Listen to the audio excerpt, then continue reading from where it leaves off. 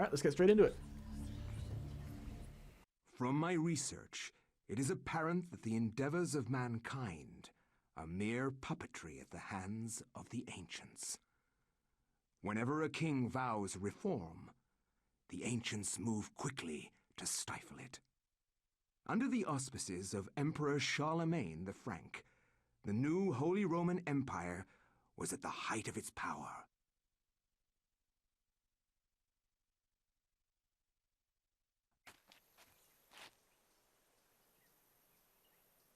Hanc mit ad dominum et imperatorum nostrum, Carolum magnum Francum. Deliver this to our Lord and Emperor Charlemagne the Frank. No one but him must see it. They are words for his eyes only. At once.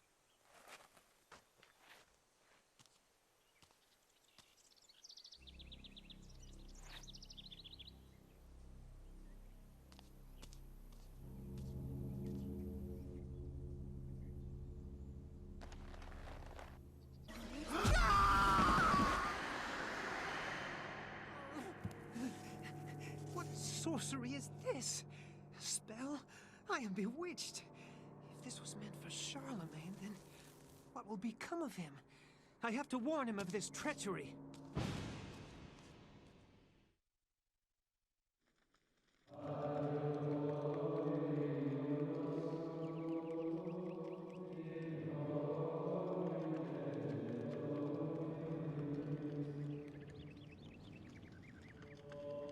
Now this chapter is a little bit unique. The first thing about it is it's where you start actually collecting runes for your spells, and you get stuff like enchant item and I think possibly also recover. And you also get your first missable item, but let's talk to these guys first.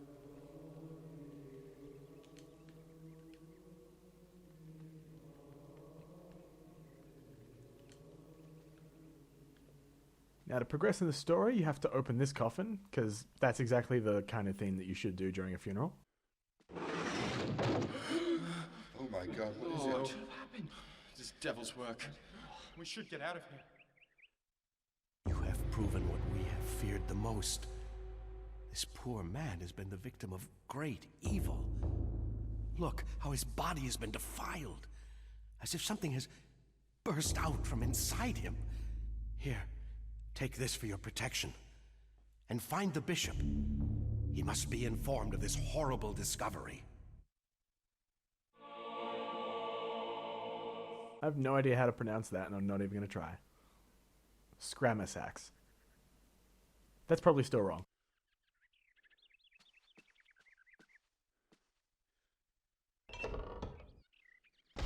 Now that that's done, we head upstairs and pick up the Tomb of Eternal Darkness. And we get our introduction to the... Well, I'll let you see it for yourself.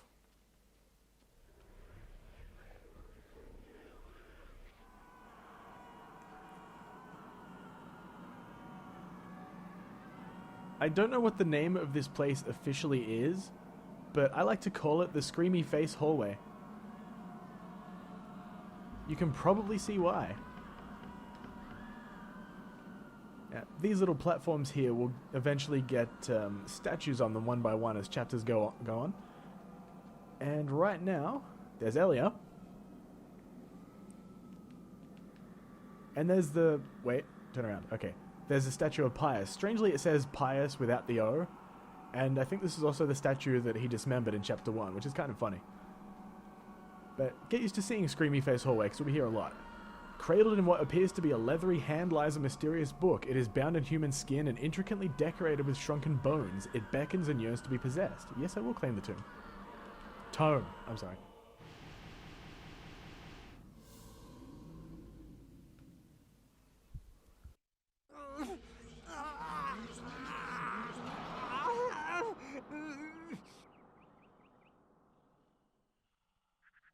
Another thing is that it's actually impossible to die in this chapter. If your health ever gets reduced to 0, you'll fall over like normal, but Anthony will start to kind of glow and pulse yellow magic that you saw in the intro cutscene, and he'll just get back up with full health again.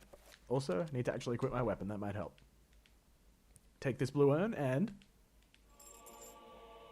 you can hear shit jingling inside of it, so naturally, being a dumb shit, I'm going to use it. While fumbling around, the urn slips from Anthony's stiff fingers, dashing itself into fragments as it hits the floor. However, I did find the Zelatath rune, so it's not a complete loss. Runes are the key element in creating spells. By collecting and combining runes in different ways, different spells can be created. Spells are magical incantations that enhance a character's natural abilities. Oh, Jesus. I'm not reading all this. I just went over the gist of it, and I've talked too much. And I don't think anyone can tolerate my buttery, smooth Australian accent for this long.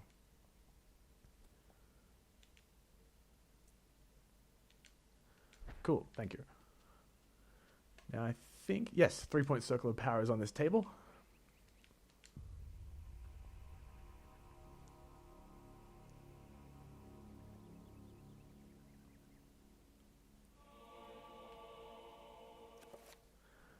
Oh boy, there's a lot of reading. Circles of power describe the amount of power that a spell will have. The more points within that circle, the stronger the spell will be.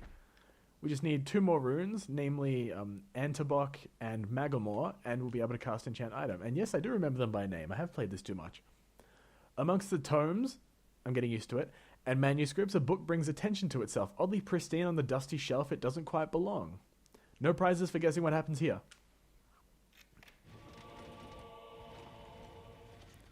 And a pony flies out. Okay, it doesn't, but wouldn't that be cool?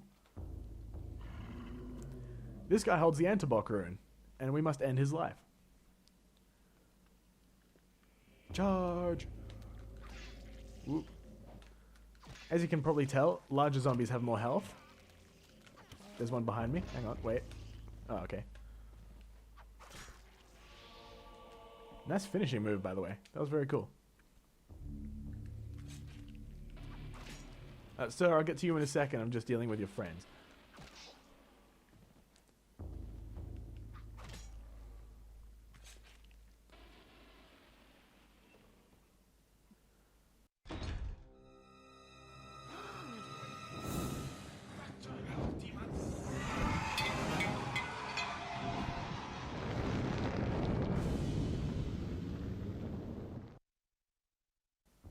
And that was your big obvious hint to say, hey stupid, you should probably pick up this torch and use it to murder these flammable zombies. So, that's what I'm going to do. If this guy lives without taking a single hit from even the zombies, then he will give you the 2-handed sword. And while you've got the torch out, you need to pick up this, and this, and this function allows the player to combine 2 or more items from the inventory into one. Thank you, tutorial. And this. We don't need to do that just yet, but... Oh, you're just finishing dying there, are you? Okay, good. Where's my... Oh, I'm not even going to equip it. I'm going to get upgraded in like a second anyway. Grateful for his life, the monk tells Anthony what happened. He was carrying a sacred urn from the baptismal font when he was confronted by the bishop, who was brandishing a large blade and whose eyes burned with an evil fire. Promising. Frightened, the monk dropped the urn out of shock and ran. Returning to retrieve the urn, he found only the sword the bishop had left behind. With thanks, he gives the bishop's sword to Anthony. This sword will basically be your bread and butter for this chapter, for chapter 8, and also chapter 10. 10? 9. My mistake. I was close. And you get a slightly cooler finishing animation that triggered a bit late. I can't see anything. I'm going to equip my torch again. And this guy holds the next rune that we're going to need. I'm just going to walk up to him and one-shot him with my torch. Oh, there's also codexes here. A carved stone tablet lies on the stone floor. Let's pick that up. I think I might have missed the Antibok rune, because I just picked up the codex for the next one. Whoops. Runes cannot be understood without a codex. Without a codex, runes in your possession will remain a mystery. Fortunately, I remember what they all are, so I can just combine them and it won't be a problem. And the rune just drops from his body when he's like, oh no, I'm on fire. Why? I'll keep the torch equipped. I think I need it in the next room.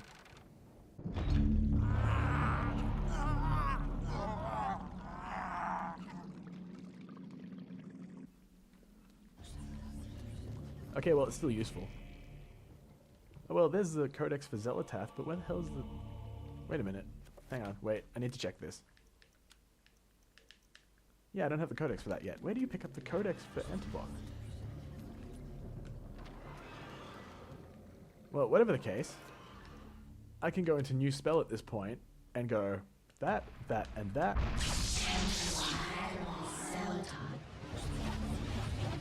And that's the enchant item spell. I'm going to assign that to up on my D-pad. You're going to take a swing at me and miss because you're stupid. I'm going to enchant my two-edged sword and cut your head off. Oh, never get tired of that sound effect. Oh boy. This meter represents a character's magical energy. When a spell is cast, the level will get lower. This meter regenerates whenever the character is in motion. Cool. Thank you, game.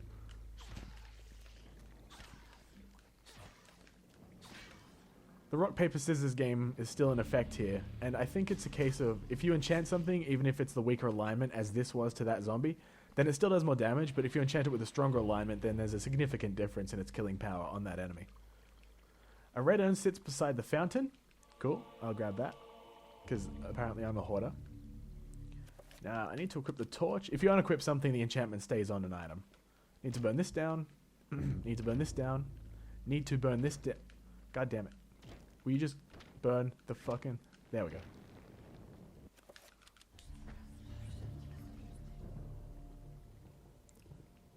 I could save a little bit of time here by fixing the urns, but I want to show you a little bit more before I do that. Feels more complete that way. You've probably also noticed that cool sound effect every time I swing the sword. It's different between each alignment. It's pretty cool.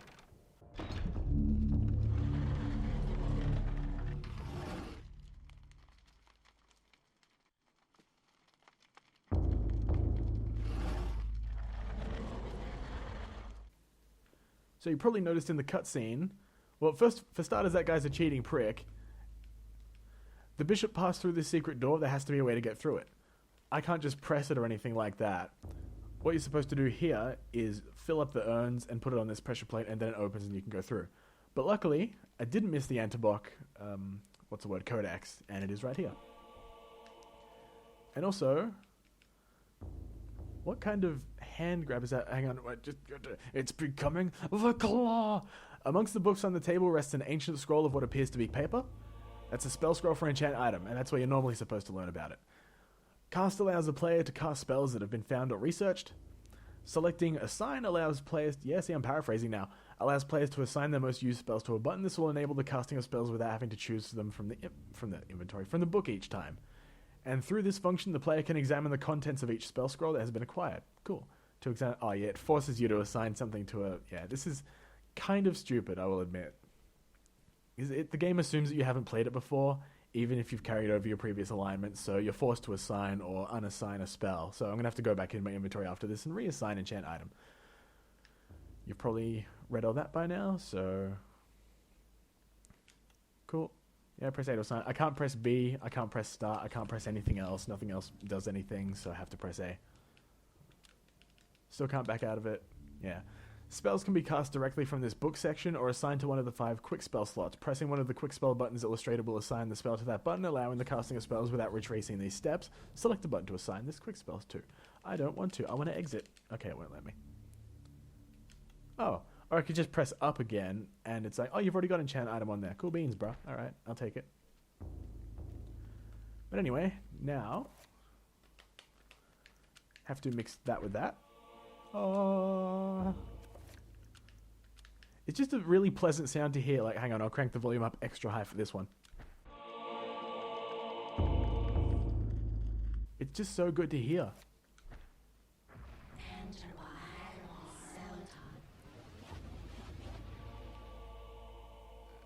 It's still so good hearing it. I'll cast a spell in a larger room just so you can see what it looks like proper. This should do.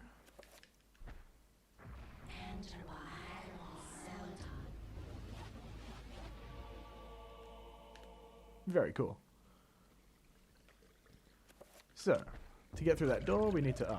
dunking the urn into the foul-smelling fountain, it becomes filled to the brim with rank fluid. It is a lot heavier now and rife with feta. I don't think I pronounced that right, but I'm going to go with it.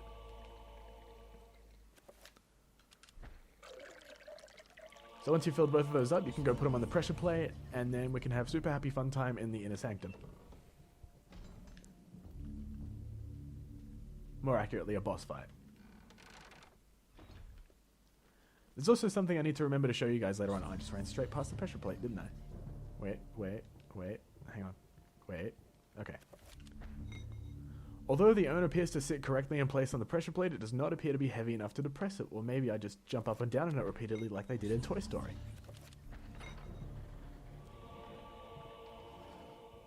Maybe it'll break and then I can just force it open. See, the bishop didn't have to use it.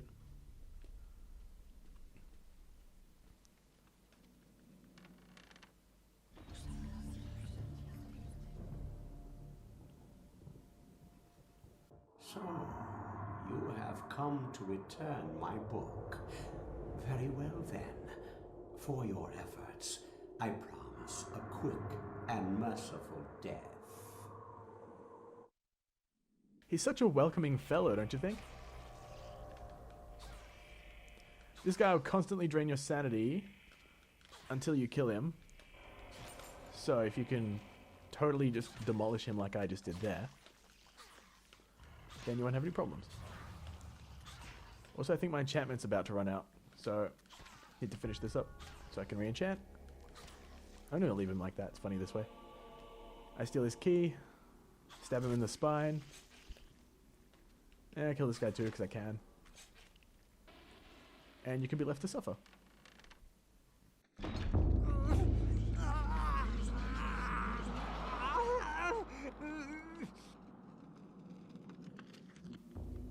I think my enchantment, whoa, hello, just walks straight through the cameraman, no regard whatsoever for his mortality.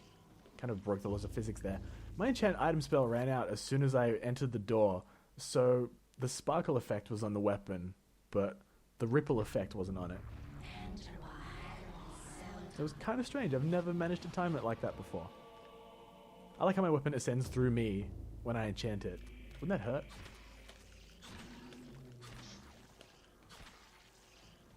Game obviously isn't realistic enough.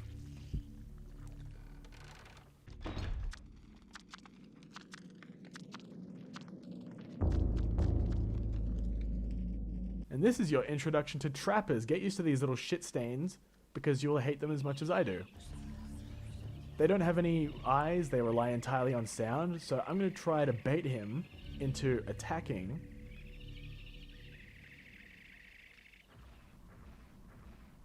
Just like that. If they do that, it kills them. But if you get caught in it, you get sent to the trapper dimension, which I will show you later, but not right now. Trappers have no eyes, but can sense sound very well. If Anthony can sneak past them, they won't be trouble. There's another one in this room, I believe. You can hold down the X button to sneak. Is there another one in this room? Well. Okay, I guess I'm showing you the trapper dimension now. I should have expected that and started running away.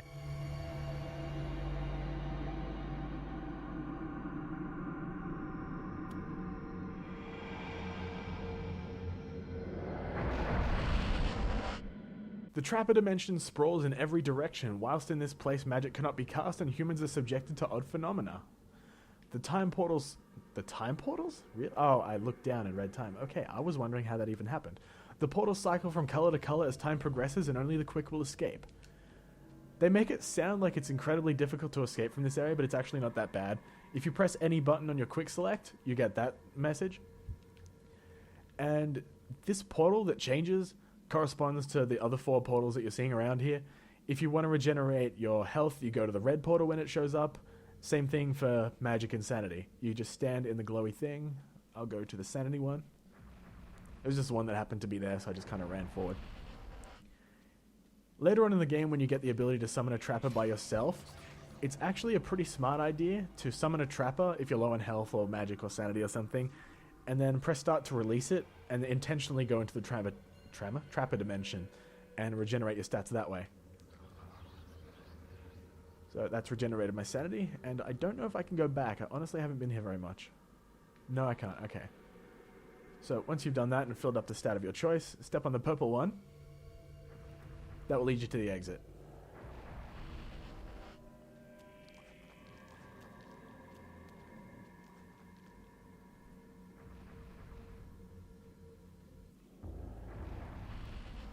Okay, now let's hopefully don't do something stupid like that again. Let's hopefully don't... My grammar is just flawless today. You guys may have noticed. These guys weren't here a minute ago. I guess the bishop just kind of started to give birth to a few zombies while he was walking through here. That is disgusting. Everybody knows that male reproduction won't be possible for at least another 20 years.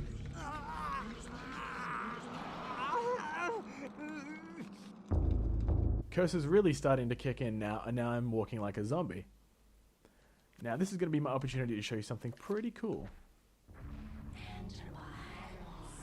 But I'm going to need a better camera angle, so there's going to be a little bit of waiting involved, but trust me, it'll be worth it. If I can get the camera to zoom in on me, yeah, actually this will do. If I just stand here for a little bit, he'll do his idle animation. Okay, I waited for like a minute and he didn't feel like doing it, so I'll save it till a bit later then. Wants to be picky. Oh, I remember this. I'm gonna need you enchanted.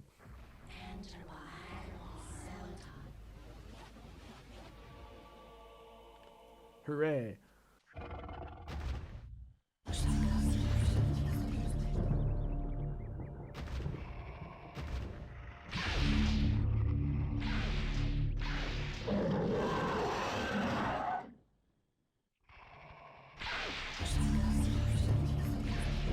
Hello, bonk, bonk, and I'll leave him one hit off death.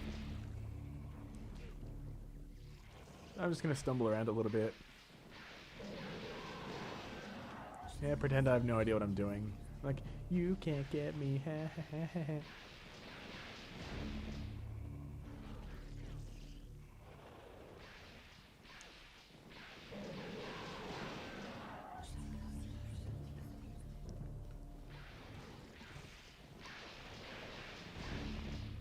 One more hit should do it.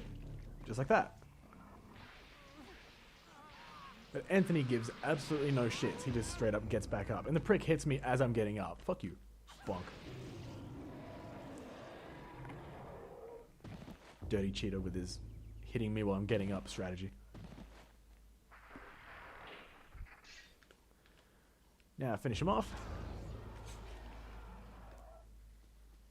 Head back downstairs. And chapter's almost done. Whoa, that was strange. Took a while to swing the sword.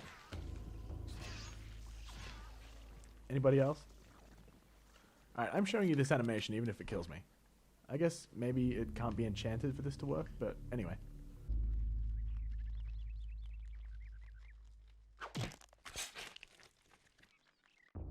Yeah, that's it. He just straight up decides to jam his sword into his own hand to see if he can even feel it. Kind of cool. And it definitely did take me another minute to do that. Oh yeah, may as well get the text from here. Muffled voices emanate from inside the bishop's visiting chamber. However, the door is locked and Anthony will need the bishop's key to enter and gain an audience with Charlemagne. Well, guess what I have?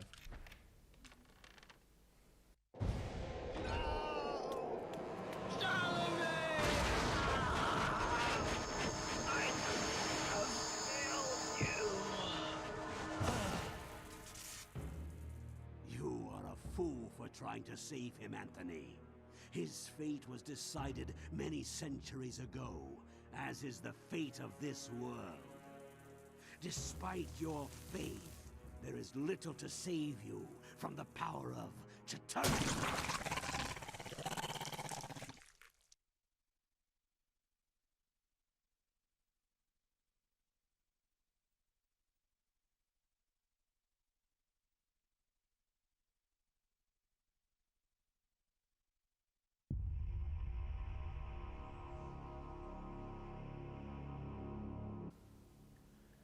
And now that I have that done, I can access a second floor. You'll see why once I actually get there. I'll equip the gladiators for no reason.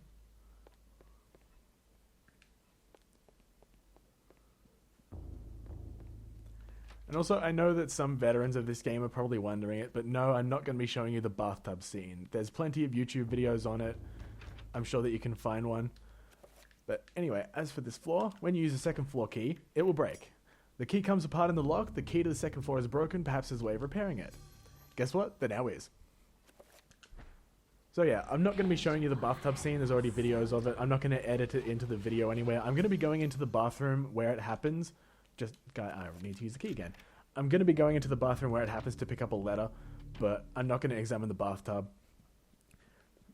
But not because I think it's a poorly executed jump scare or anything like that. I think it's actually really well done. It's the only jump scare in the game if you don't count the screensaver effect, and here it is. Yep. If I examine that bathtub, it'll happen. And I will admit, I played this when I was about, I think, How old was I? I would have been about 17? 16, maybe 17 years old. And I examined that bathtub, and I shit you not, I could not shower for 3 weeks. It scared the shit out of me. So, there you go. I'll leave you guys to look it up, assuming that you do want to. And also, you probably noticed this bust is following me. It's kind of creepy. Yet another Sanity effect. He's like, oh, I'm normal. I'm totally not looking at you. And then I go back here and swoop around like this and do that. And he's like, I'm not doing anything, I'm just looking at the ground. He tries to be all stoic about it, but he's a perv. I guess blonde girls are the statue's thing. Chapter page is behind this painting. Chapter page has been hastily stashed behind the frame of the painting. Yes, I will grab it. No cutscene that time, but I will grab this revolver ammo for the revolver that I don't even have yet. Nice. And I think there was something else. Okay, I was just seeing things. Alright, I'm going to save my game. Fill up all my save slots.